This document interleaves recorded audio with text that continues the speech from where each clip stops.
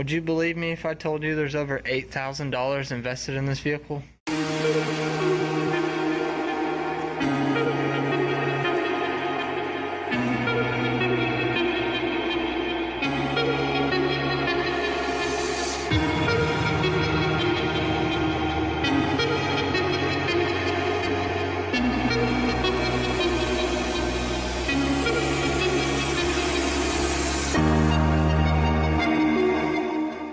Here's why.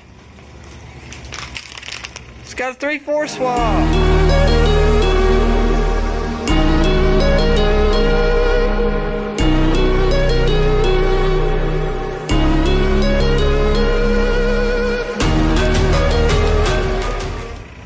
And you know what? I've owned the 3.0, 3-point slow, and it's diminishing head gaskets along with it. Is that a dog in a car? Hey!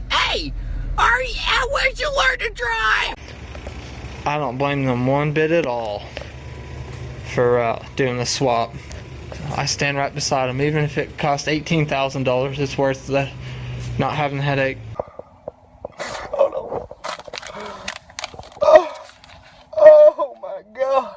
I don't quite know what's going on with the body, but about to undergo some body work. It's got the tires on it, nice little front stinger on the bumper. A lot of it's still original. I'll show you what this vehicle's doing if the battery's not dead. Let's see if we can't start her up. Let's make sure we got enough fuel in it to start it. Alright. The old key in. The old clutch and bobber. Ah, it's dead. Alright. So this Toyota's been on the charger for like 3 days, and I've been playing with the battery connections. 6.5 hours later. Playing with these. Look at, got some horribly loose connection. 12 seconds later. Tomorrow. I still can't get any power to run to this thing.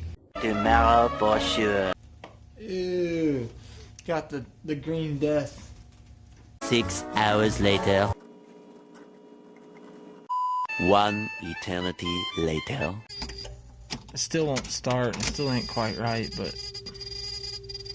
A few inches later. So I found the initial problem with the Optima. You'll see the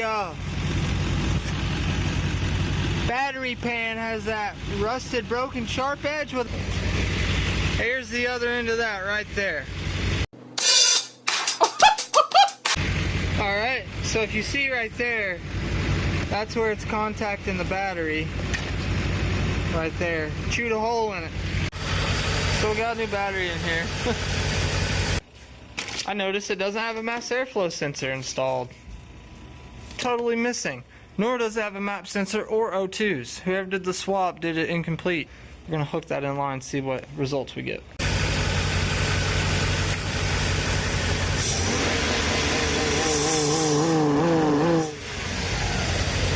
Alright, plug it in.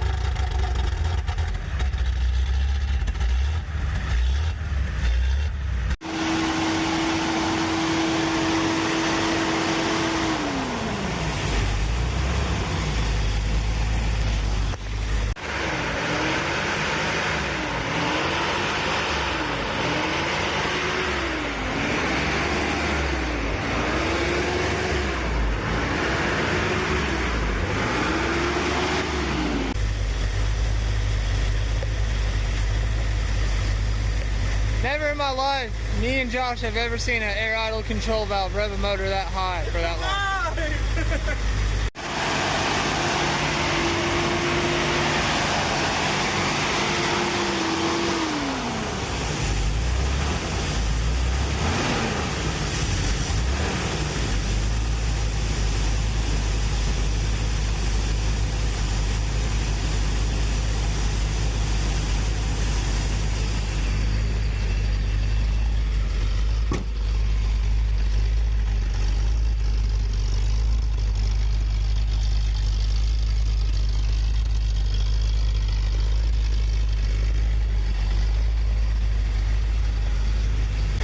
have no idea what it's doing. Custom 3/4 swap, as you know.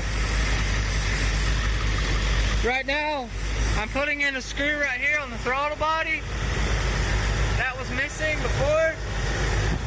Tightened up the cable, correcting some unmetered air leaks, temporary. Trying to dial it in, figure out what it needs.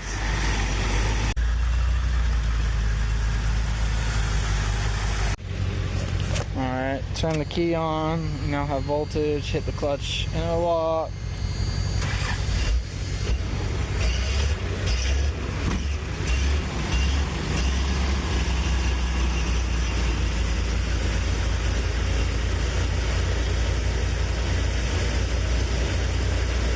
So I kind of have it high idling in a smooth like manner other than that. And it does have throttle response, but the fact that, and I've even tried unplugging the air idle control valve, I am not sure what apparatus is revving it up like that when you've seen previously. I thought that was the air idle control valve, but I guess I was wrong. But look at this. When you mess with these wires, is when it goes haywire. At least it was earlier. Oh.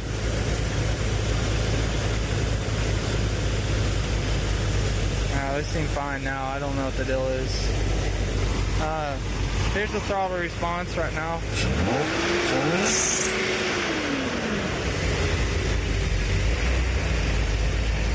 Rolling about as much coal as a Cummins.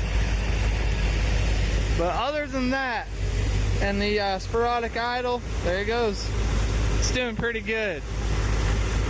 You might be wondering, and this is my assumption, this vehicle has no control over short-term fuel, or long-term as a matter, because it has no O2 sensors currently hooked up to the PCM. We got an upstream right here, and then a custom exhaust right there. This is a OBD2 motor.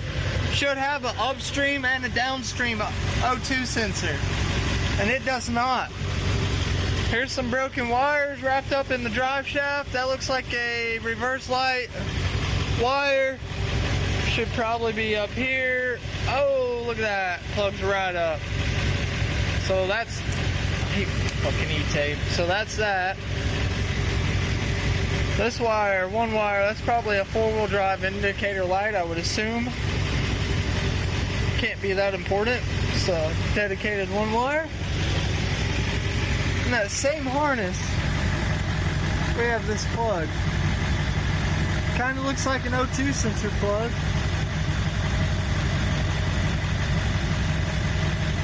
I'm not sure.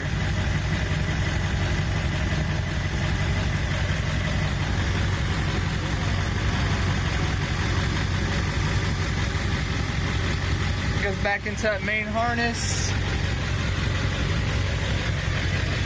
Right here. Right there. Goes up the valve cover right there. I'm gonna take a look at that.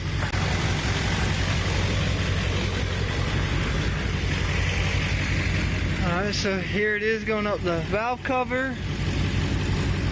Laying right there on the damn exhaust. That's nasty. And it does go right into the engine harness. Interesting. Or the factory Toyota harness. Really should put some heat sheathing on that or something. That is close to that manifold. Alright, quick recap. Vehicle did not have a mass airflow. Vehicle still does not have O2 sensing, and it also did not have a set screw in the throttle body. This vehicle was solely running, I guess, on a preset map. It wasn't running rich, and it was actually running pretty good considering it had no map sensor, no mass airflow sensor, and still currently no O2s. However, it had one drawback. This vehicle wouldn't be here right now if it would run entirely fine. Without the mass airflow, it would not rev over 2200 RPMs or whatever. It'd sit there like anti-lag, like two-step. It'd go, no, shake the motor and whatnot. You could add all the air you wanted, but it wasn't going to throw any more timing at it or any more fuel. So now we put the mass airflow in, and you've seen it's auto idling. It's shooting a bunch of freaking rich unburnt fuel out of the tailpipe. And I didn't do this swap. Customer doesn't know much about this swap. I know that we got this repinned ECU PCM here. The truck is a manual. Here's our onboard diagnostic port. It is hooked up, but it doesn't work. There's no. I'm thinking it might work. It just might need 5 volts or 12 volts on that circuit. Kind of like when a cigarette lighter goes bad and the OBD scanner won't give you a readout. So, trying to figure out. Oh, and here's a recap. I just found this one. I tucked it down there. It was up here. I think this one's for O2s. It's hard to tell on Toyota. It really is. But I'm gonna have to get a pin chart and figure this out, see which one goes for the O2s, and then we're gonna have to go to AutoZone or O'Reilly's or Advance or Slacks or whoever the hell sells parts in Eastern America, and we're gonna have to buy a OBD2 Toyota, Denso, Bosch, whoever it is, O2 sensor, and we're gonna have to put it in there and see if that helps it. That's if I can get it to send that information to the PCM, ECU, ECM, whatever. But that's where I'm at with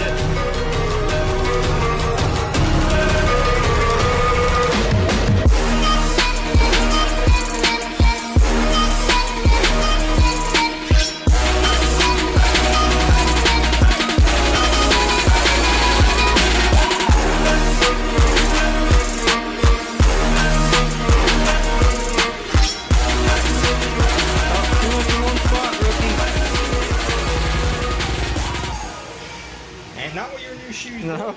Alright, go get more. Show them you long throw.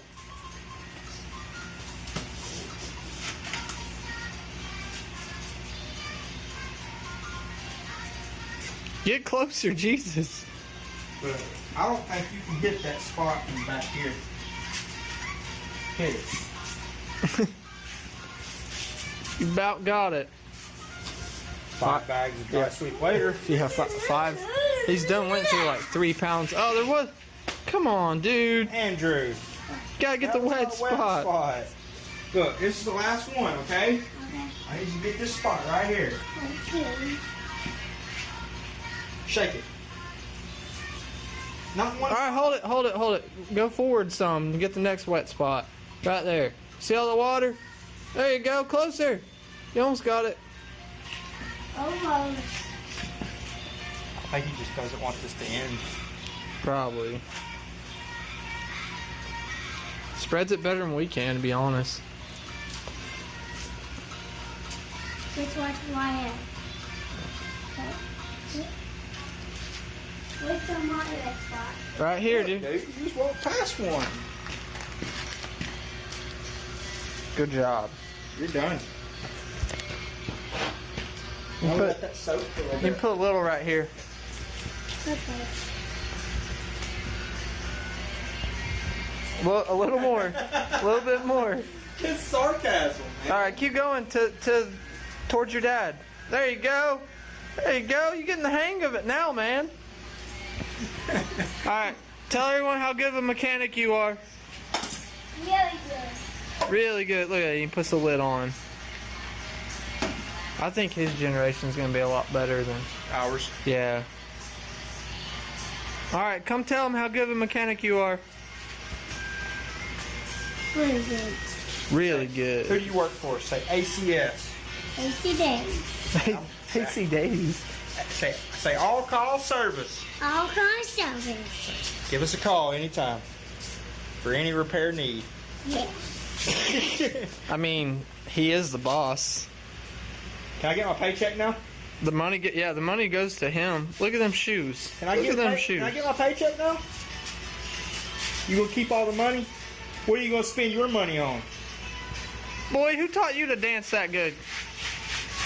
So much for them new shoes, Dad. Yeah, just buy me another one. White privilege.